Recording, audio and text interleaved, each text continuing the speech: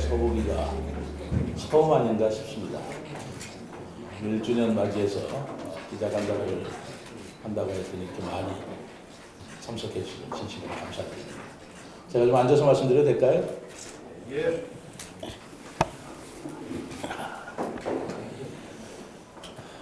남들이 생각할 적에는 그저 6월 1일 해마다 돌아오는 6월 1일이겠습니다만은 저는 정말 생애 처음으로 오늘 같은 6월 1일을 맞이할 수 있을까를 꿈에도 그려본 적조차 없지 않았나 생각을 합니다. 왜냐하면 여러분들도 다 아시다시피 작년 6월 1일이 바로 지방선거, 세종시로서는 제 4기 시장을 뽑는 또 지방의원들을 뽑는 지방선거 날이었기 때문입니다.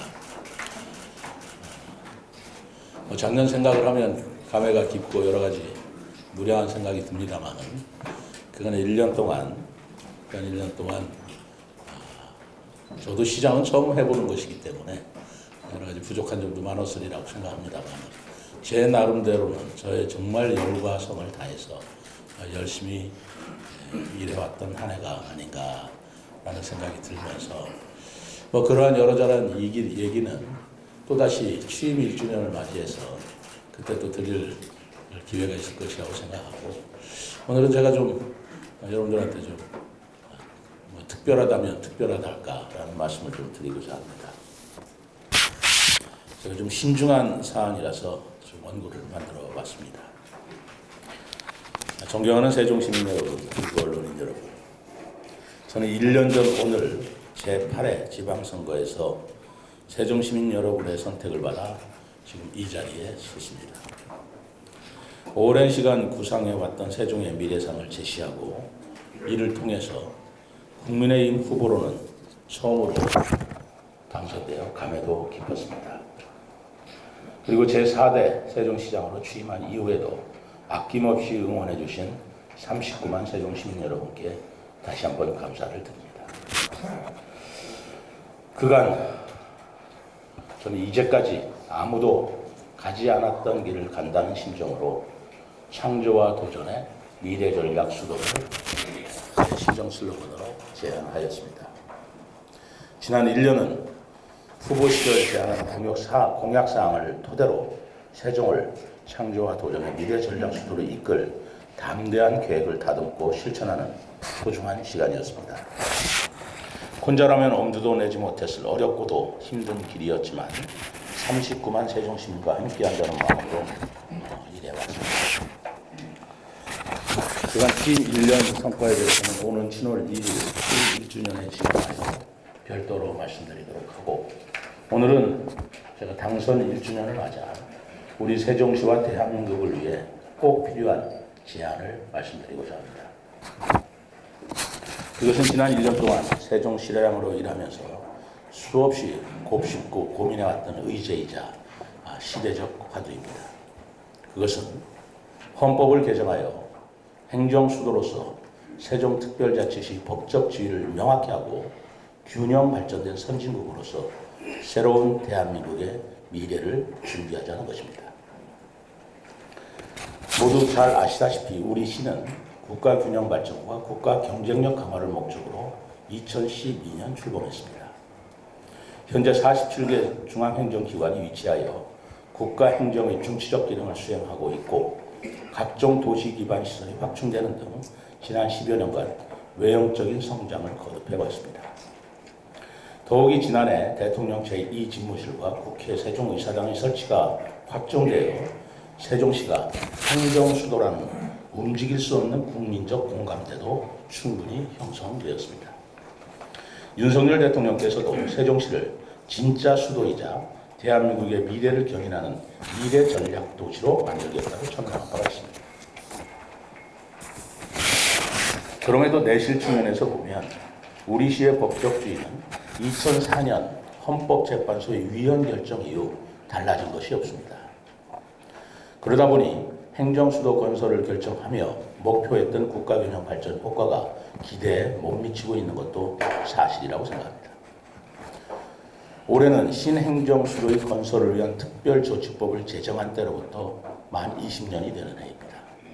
그리고 2024년 내년이면 헌재 윌리언 결정으로부터 이 특별조치법이 다시 법이 바뀐 또 20년이 지나게 됩니다. 이제는 대통령 제2집무실과 국회 세종의사당 건립이 확정되어 수도적 지위로서 실체가 명확한 세종시에 이에 걸맞는 헌법적 지위를 부여하는 논의를 시작할 시기라고 생각합니다. 세종시에 더 씌워진 행정중심 복합도시라는 굴레를 벗고 명실상부한 대한민국의 행정수도로 도약해야 합니다. 이를 위해 저는 국회와 우리 사회가 행정수도를 포함한 개헌 문제에 대해 진지한 논의를 펼쳐주실 것을 소망합니다. 구체적 방안이라고 한다면 대한민국의 행정수도는 세종특별자치시로 한다라고 명기하는 방법도 있고, 대한민국의 수도는 서울이고 세종특별자치시는 행정수도로 한다라는 방법도 고려할 수 있다고 생각합니다. 해외 사례에서도 독일, 호주, 브라질은 수도를 헌법의 명문 규정으로 두었고, 네덜란드나 말레이시아처럼 수도와 행정수도를 별도로 두고 있는 나라들도 있습니다.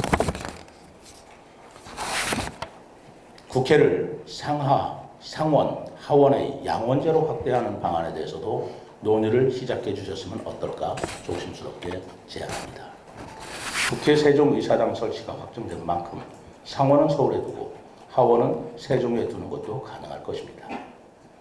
양원제는 단원제 의회의 정쟁과 대립, 갈등을 치유할 수 있는 새로운 의회 구조로 긍정적인 효과를 기대할 수도 있다고 생각합니다. 정부도 소위 이원적 집정부제로 바꾸는 방안을 고려해 볼 수 있을 것입니다. 서울은 대외적으로 대한민국을 대표하는 상징성을 갖는 수도로서 외교, 국방, 경제의 공간적 역할을 담당하고, 행정수도 세종은 대내 정책을 펼치는 장소로 역할을 담당할 수 있을 것입니다. 어떠한 방식이 되었든 국민 의견을 받들어 헌법을 개정하여 국가균형 발전 실현을 앞당기려는 노력을 시작해야 합니다. 저는 세종시장으로서 세종시의 여야 정치권에도 제안합니다. 세종시 차원에서라도 먼저 행정수도 개헌을 위한 추진기구를 구성합시다. 행정수도 세종 완성이라는 대의 아래 여야가 있을 수 없고 지방정부의 역할과 정치권의 역할이 따로 있을 수 없습니다. 우리 모두 한마음 한뜻이 되어 행정수도 개헌을 위한 원팀을 만들어야 합니다.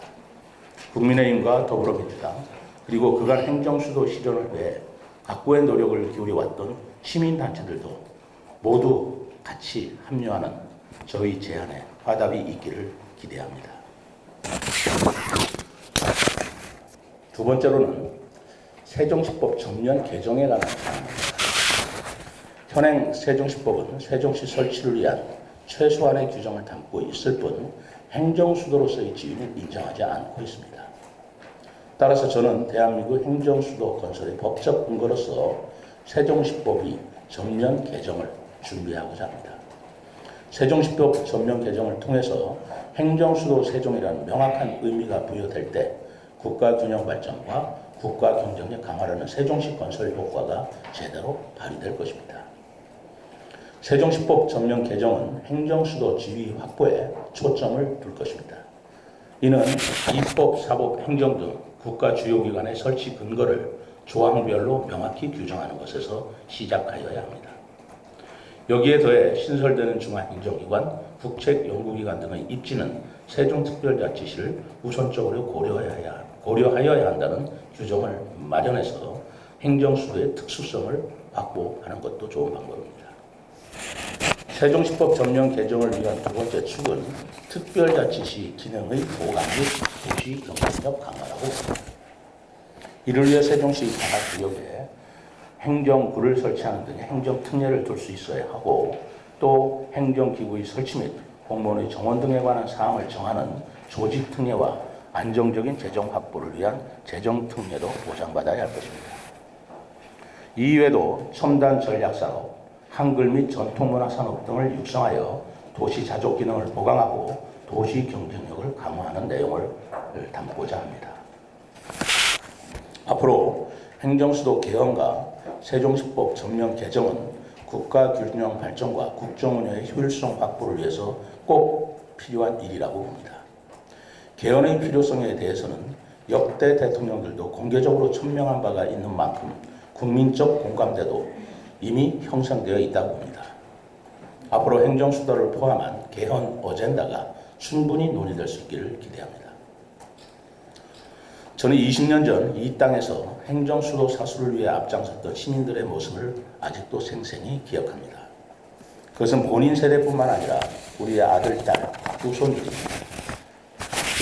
이 땅에서 살아갈 미래를 지키기 위한 목소리였습니다.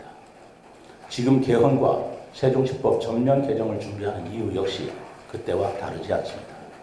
우리가 행정수도 개헌에 쏟는 열정과 신념, 헌신이 세종시, 대한민국 그리고 우리 후손들을 밝게 비출 것입니다.